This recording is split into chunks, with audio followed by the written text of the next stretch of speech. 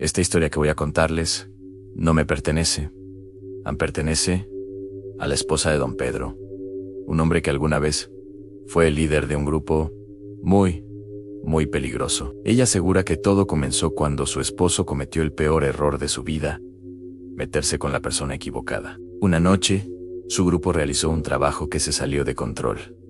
Habían secuestrado a una joven, pero no a cualquiera. Habían tomado a la hija de doña Lupe, una curandera muy conocida en la región de Michoacán. Era una mujer respetada por muchos y temida por todos, por sus rituales y por las extrañas historias que se contaban de ella en voz baja. Cuando doña Lupe supo lo que había pasado, la furia la consumió.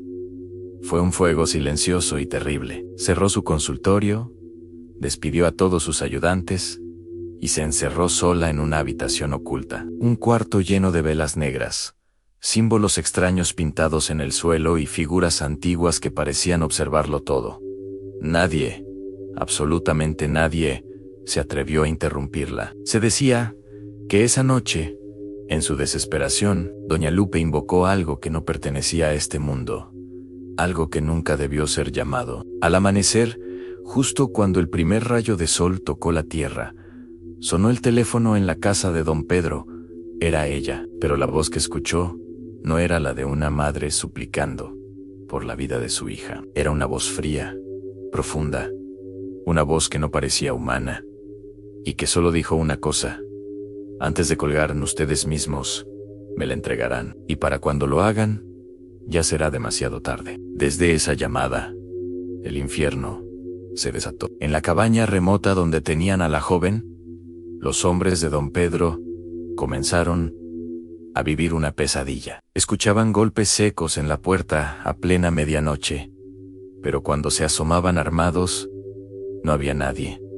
Solo el viento y la oscuridad. Las luces parpadeaban sin descanso, y las sombras parecían tener vida propia, retorciéndose en las paredes, como si algo invisible danzara entre ellos. El terror se apoderó de todos. Uno de los hombres, el más joven, ya no soportaba la presión. Se levantó de madrugada para ir al baño, llevando una vela como única luz. El miedo le hacía temblar la mano. Dicen que al acercarse al pequeño espejo roto, vio un movimiento rápido por el rabillo del ojo. Se giró, pensando que era una rata, y miró hacia la taza del baño. De la oscuridad del agua, algo comenzó a asomar lentamente la cabeza. Tenía una sonrisa imposible, una mueca macabra que se extendía de oreja a oreja, y unos ojos completamente negros, vacíos, que lo observaban sin parpadear. El hombre soltó un grito ahogado. La vela cayó al suelo y él se desplomó. Nunca más volvió a levantarse. Mientras tanto, a kilómetros de distancia, don Pedro estaba solo en su casa. De repente, comenzó a escuchar rasguños debajo de su cama. Al principio, pensó que era su imaginación, el estrés, la culpa, pero el ruido se hizo más fuerte, más insistente, como si unas uñas largas y afiladas se arrastraran lentamente sobre la madera. Con el corazón latiéndole en la garganta, se armó de valor y se inclinó para mirar debajo de la cama. Lo que vio lo paralizó por completo. En la penumbra, vio el rostro de doña Lupe, pero no era ella. Su cara estaba deformada, con los mismos ojos negros y vacíos, y esa sonrisa imposible que lo miraba fijamente desde la oscuridad más profunda. Don Pedro, aterrado,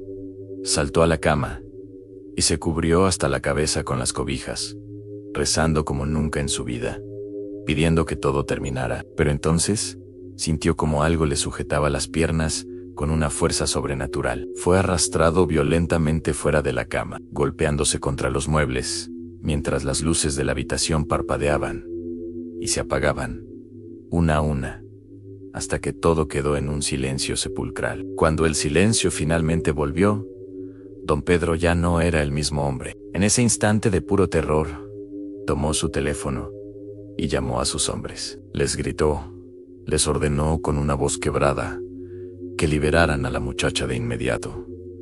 Pero ya era demasiado tarde. Uno de sus hombres, Al entrar al cuarto donde estaba la joven, sintió una presencia helada a su espalda. Algo lo hizo perder el control. Un disparo retumbó en la cabaña y después solo silencio. Desesperado, don Pedro condujo a toda velocidad hacia la cabaña. Durante el trayecto, juró por su vida que al mirar por el espejo retrovisor, vio a doña Lupe sentada en el asiento trasero, observándolo con una sonrisa helada que le congeló la sangre. Cuando finalmente llegó, encontró el lugar en ruinas. Las velas negras seguían encendidas, y las sombras todavía se movían erráticamente por las paredes, como si celebraran una victoria. Días después, los cuerpos de sus hombres aparecieron flotando cerca de un lago, pero nadie pudo explicar cómo murieron. No había heridas, ni signos de lucha, y la joven, misteriosamente, fue encontrada en ese mismo lugar, dormida, sin un solo rasguño, como si alguien la hubiera dejado allí, con sumo cuidado. Desde entonces, doña Lupe nunca volvió a ser la misma. Quienes la conocían, dicen que pasaba los días y las noches hablando sola, frente a ese altar oscuro que había construido en su casa, susurrando a las sombras.